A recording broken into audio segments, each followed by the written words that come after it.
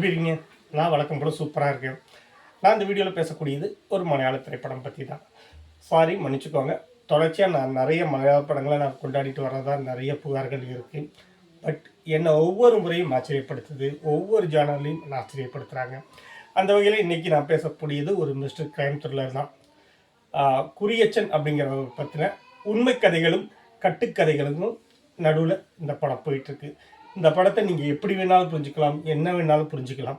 யார் என்ன கதை சொன்னாலும் அந்த கதையை விட்டுட்டு நீங்கள் இன்னொரு கதையாக கூட யோசிக்கலாம் அப்படிங்கிற மாதிரி எடுத்திருக்காங்க. இந்த படத்தோட பேர் எக்கோ. ஒவ்வொரு வினைக்கும் எதிர்வினைகள் கண்டிப்பாக இருக்கும். நம்ம எக்கோ சவுண்ட் கேட்குது இல்லையா, நாம் என்ன சொல்கிறோமோ என்ன செய்கிறோமோ அது பதிலுக்கு நமக்கு கொடுக்கும். அதை தான் இந்த படம் சொல்ல வரதான் நான் புரிஞ்சுக்கிறேன். நீங்கள் என்ன வேணாலும் புரிஞ்சுக்கலாம். ஏன்னா அந்த படத்தோட கதையே அப்படித்தான். எல்லாத்தையுமே எல்லா முடிச்சுகளையுமே சரியாக அவுக்காமல் வச்சுருப்பாங்க. நீங்கள் உங்கள் இஷ்டம் போல் அவுத்துக்கலாம் அல்லது உங்கள் இஷ்டம் போல் இறுக்கிக்கலாம். அதுதான் கதை. நான் கதையை பற்றி நான் என்ன சொன்னாலும் நீங்கள் புதுசாக ஒரு கதையை புரிஞ்சுக்கலாம் அப்படிங்கிறதுனால நான் இந்த கதையை பற்றி எதுவுமே சொல்லலை. ஆனால் இந்த கதையில் பார்த்தீங்கன்னா ஏற்கனவே நீங்கள் கிஷ்கிந்தா காண்டமோ அல்லது கேரளா கிரைம் ஃபைல்ஸோ பார்த்துருந்தீங்கன்னா உங்களுக்கே புரிஞ்சிருக்கும். விலங்குகள் சம்பந்தமான விலங்குகள் மீதான மனித நேயத்தை பற்றி பேசியிருக்கக்கூடிய படங்கள் தான். அதனுடைய நன்றி உணர்ச்சிகள், அதனுடைய வீரம், அதனுடைய தியாகம், இதை பற்றி தான் பேசியிருப்பாங்க. அதனுடைய உச்சம் இந்த படம்னு சொல்லலாம். ஒரு நாய்களுக்கு மனிதனுக்குரிய பலங்களும் புத்தி கூர்மையும் இருந்தால், நன்றியோடு பலமும் புத்தி கூர்மையும் இருந்தால் இப்படி இருக்கும். ஒரு மனுஷனுக்கு பலம் புத்தி கூர்மை எல்லாமே இருந்து அவனுக்கு நாய்க்குரிய குணமும் இருந்தால் எப்படி இருக்கும். இந்த 2 வேறு துருவங்களை இணைக்கிறது தான் படமாக இருக்கும். படத்தில் கரெக்டாக எண்ணி பார்த்தா 9 கேரக்டர் தான். படம் 2 மணி நேரம் 5 நிமிஷம் தான் ஓடுது. தமிழ் டப்பிங்லேயும் இருக்கக்கூடிய படம். நீங்கள் மலையாளத்தில் பார்க்குறீங்கனாலும் பார்த்துக்கலாம். அவ்வளோ அருமையான, நான் பார்த்த பெஸ்ட் படங்களில் இந்த படத்தையும் சொல்லுவேன். இந்தியாவில் தயாரான சரியான நல்ல கிரைம் த்ரில்லர், எந்த விதமான லாஜிக் மிஸ்டேக்ஸும் இல்லாத. ஏன்னா இந்த படத்தில் நீங்கள் என்ன லாஜிக் மிஸ்டேக் சொன்னாலும் அதை சரி பண்ணுறதுக்கான நிறைய காரணங்களை நம்ம கொண்டு வந்து வைக்க முடியும். அவ்வளவு நல்லாயிருக்கும். கொஞ்சம் படத்தை நுண்ணிப்பாக கவனமாக பார்த்தா மட்டும்தான் கதை புரியும் அப்படிங்கிறது.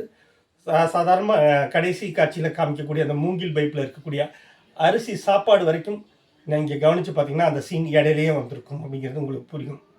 நாய்களோட ப்ரீட், அதனுடைய தொடர்ச்சியாக கிராஸ் ஆகிறதுனால வரக்கூடிய எதிர்வினைகள், இதை பற்றி எல்லாமே டீட்டெயிலாக பேசியிருப்பாங்க.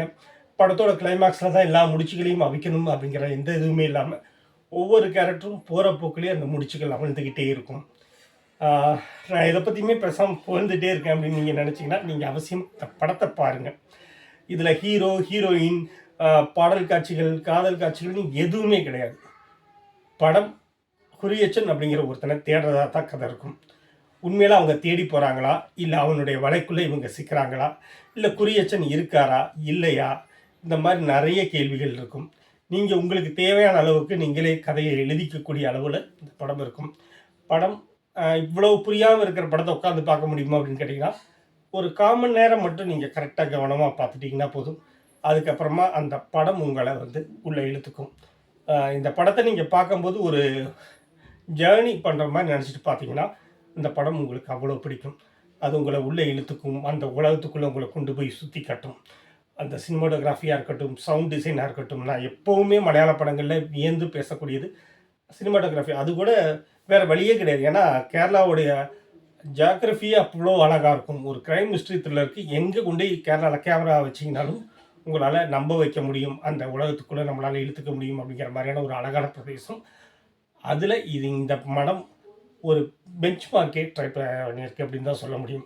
அதே மாதிரி சவுண்ட் டிசைனாக இருக்கட்டும், இல்லை சிஜியில் பண்ணியிருக்கக்கூடிய நாய்களுடைய எக்ஸ்ப்ரெஷனாக இருக்கட்டும், எல்லாத்துலேயுமே ஒரு பெஞ்ச் மார்க் பண்ணியிருக்காங்க. ஒரு குட்டி பட்ஜெட்டுக்குள்ளே தேர்ந்த நடிகர்கள், ஆனால் புகழ்பெற்ற நடிகர்கள் கிடையாது. மொத்தமே ரொம்ப கம்மியான இடம், கம்மியான நடிகர்கள், ரொம்ப கம்மியான பிளேசஸ். இதை வச்சு ஒரு ஆச்சரியம் ஊட்டக்கூடிய ஒரு படமாக எடுத்திருக்காங்க அப்படிங்கிறது எவ்வளோ பெரிய விஷயம்னு யோசிச்சு பாருங்கள். ஓடிடியில் கிடைக்கக்கூடிய படம் அவசியமாக பாருங்கள்.